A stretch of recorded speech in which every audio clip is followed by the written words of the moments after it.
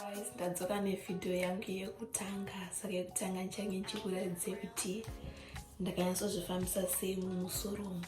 Saka ndakagerwa I think inge mid September kana kuti end of September. Saka ndane about 4 months ndagerwa. And ndakagerwa Suda, ndakakwanisa kuedita nchangoisa picture yacho chiratidza Suda ndakagerwa. Saka ndandisina kana vhudzi. Then ndakabva muna November ndakabva ndaridhaya. Saka izvi zvinenge rada kutotanga kubuda kozi kala revhudzi rangu handinyatsorivharire. Dzimwe nguva rinotonge rakasviba like rine brownish. Ndakagera nenyaya yekuti ndaida kuti inonzi chii, ndadaita natural hair. Ndandaneta nengogadzira musoro. Saka ndakamboti ndaimbotry natural hair because ndichiri kuZimbabwe zvaipengesa ndezvekuita relaxed hair. But pandakachinja nyika, pandakaya kuno, ndakaona kunge zvenatural hair ndo zvinopengesa. Saka ndasvika ndimbozvitryawo. Saka vhudzi rangu ndo makurira rakaita. Ndingangoti rinoti handichazivi kuti maproducts andiri kushandisa zviri kuita kuti rikure here kana kuti riri kungokurawo zviri natural. Handinyasoziva. Saka ndo makurira rakaita. Unokwanisa kutoroka mabraids kunyaya anogona. So yeah, nditsvage maproducts zvainetsa because zvinonetsa kutsvaga zvinhu online. Zvinhu zvinhu zvinyanya kudhura, zvinhu zvinhu zvinyanya kudhura shipping, zvinhu zvinhu zviri kure. Saka unozoona maproducts ako kana after kana 1 month. Saka zvinhu zvanonoka. Saka ndakangoti, saka andakakwanisa kuona maproducts ndeCantu ndokandakakwanisa kuona aya. Saka ndakangoona maYouTube channel akati one day ende vanhu vazhinji vanoti inoshanda. Saka ndakangoverenga maproducts acho ese kuti anobatsire. Ndakati sezvo mazuva ano ndine colored hair, ndakati rege nyore inenge yakanzi great for natural in colored hair. Saka ndikada kushandisa, but iyarisi yandoda kushandisa because zvandoda kunyanya kuti vhudzi rangu riite soft. Vhudzi rangu iyati mashona type hair. Saka rakanyanya kuomarara. Wakaribata soroti shku rinoita kunge synthetic hair. Rakanyanya kuomarara. Saka ndakapedza iyi kuti maybe color ingoenda. Ndichatanga kuda kutsvaga maproducts anoita kuti vhudzi rangu rive soft. Because ndakatoona kuti vhudzi rangu rakasiyana nevamwe. Wakabatsa revangu rinenge riri soft, but rangu rinenge richingoita riri hard. Ameno kana pane vamwe vane vhudzi rakada kudai so. Saka ndakangotenga shampoo, ndakatenga conditioner, ndakatenga leave-in conditioner yacho. Saka ndichange ndichingogeza musoro wangu ndokudzai kuti pandogeza musoro zvinonyanyisa texture yevhudzi rangu rinenge raita sei. Okay, saka kuti titange kushandisa maproducts totanga neshampoo. Saka iri very affordable.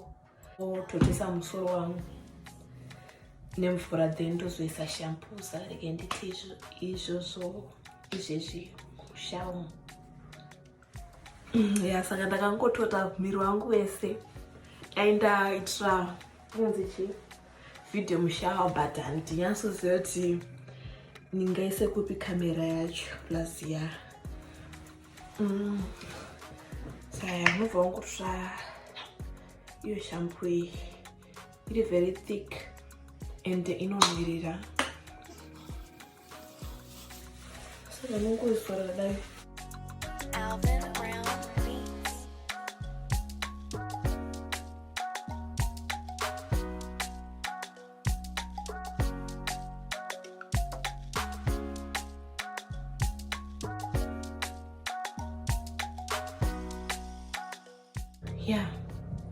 Saka wapedza kudai ndopaunoenda unoenda kugeza. Unongomake sure kuti manyatsokwiza inonzi scalp.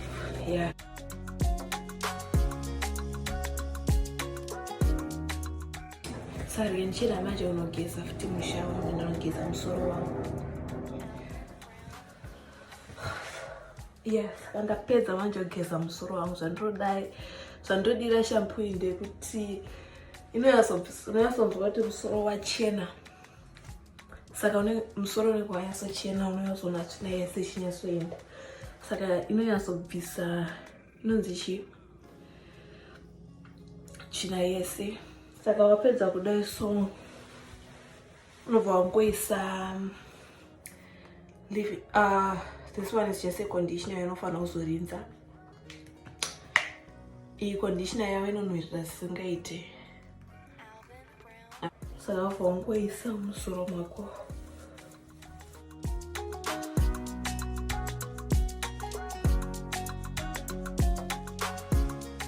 Wapedza kuisa conditioner yekai inokutanga kunzwa kausoftness kanenge kakuitika, saka maybe ndo inobatsira kuti bvudzi rako riite a bit soft, yeah, but rinenge risati ranyatsosvika, risati ranyatsoita soft zvisingaite, but unonzwa kuti bvudzi rako rinenge richitonge rine makills, like hamina kuti makills taunenge uchifila, hamina kana muchitiona,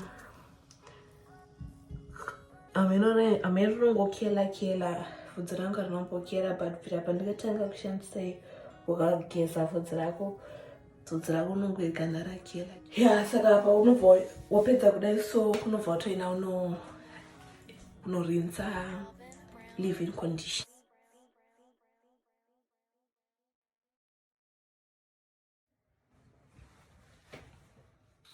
Saka ndaropedza so kubvisa leave-in conditioner, and yadai minogara kuti maybe yasozvionera, but maybe unoti bvudzi rangu especially pakati apa rinenge raitakakeleka mino zvarinenge raita, saka ndozvandakaona kuti wakashandisa ende rinobva raita mino katexture karibhoka rinoita. Yeah, saka unobva wangoridraya, cause vandakanzoranzisa wakashandisa blow hazvina utano nenatural hair yako, saka munhu wafanira kushandisa blower zidira kuti ungodraya nenatural, kana nemaoko kana nezuva chero zvavadraya nazvo zviripo.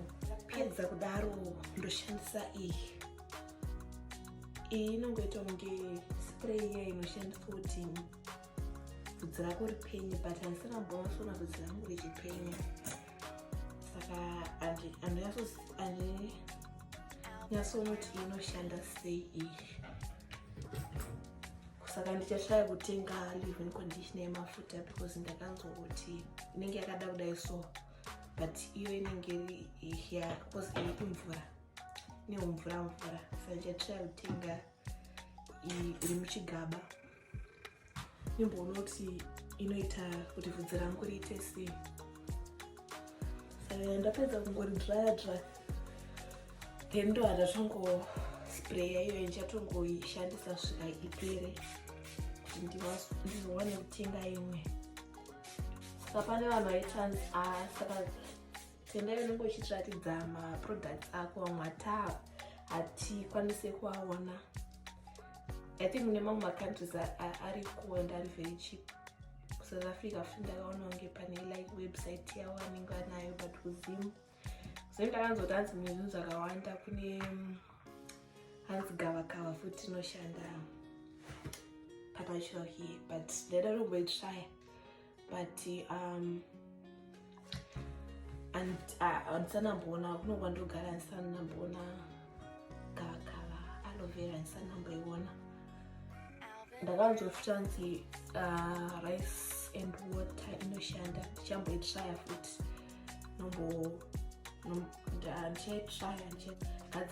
ndichagadzira solution yacho then ndokudze kuti zvinoshanda here kana kuti hazvishande.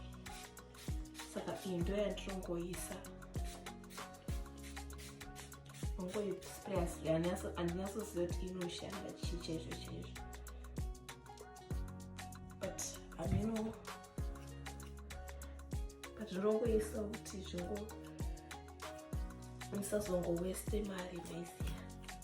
Saka mazuva mavo rinenge rati kurei, saka rinonetsa kuita sekuti riome, saka dzimwe ndozongorisiya kuti ridraye. I may not say mvura yacho yakaita white. Yeah, but ndozvandoshandisa izvi. And yeah, ndofara kuti maproducts acho ndinongofara kuti anoita kuti vhudzi rangu richene, munazonzwa kuti aiwa vhudzi rachena, you know, ende zvinonhuhwirira. Ndichange futi ndakatenga futi styling gel yacho pavidhiyo imwe yacho yandichaita pane munhu andakaona paYouTube anoita futi mahairstyles ekustyla short hair. Saka ndovanda kutedzera ndistyling gel kuti ndione kuti inoshanda here. Hanzi ukaona styling gel isingadoni ndokuti kushanda kwayo, but I'm not just try kuti inoshanda here kana kuti haishandi pane imwe video yandichakupai. Yeah, saka nhasi ndokupera kuvidhiyo yanhasi. Ndicharamba ndichiita mavidhiyo, nemavidhiyo akawanda ari kubuya, saka subscribe, like, mukomenta kuti vidhiyo yange ichinakidza here kana pane zvazvinofanira kuimprova. Saka ya ndokuonai pachikamu chinotevera kana kuti pavidhiyo inotevera. Pane mamwe mawords eshona asingaite mamwe mawords eEnglish haaite kutranslate. Saka bye guys, ndokuonai paYouTube yandichaposta. Ndinowanzoposta every Saturday. Ndicharamba ndichiposta every Saturday. Thank you.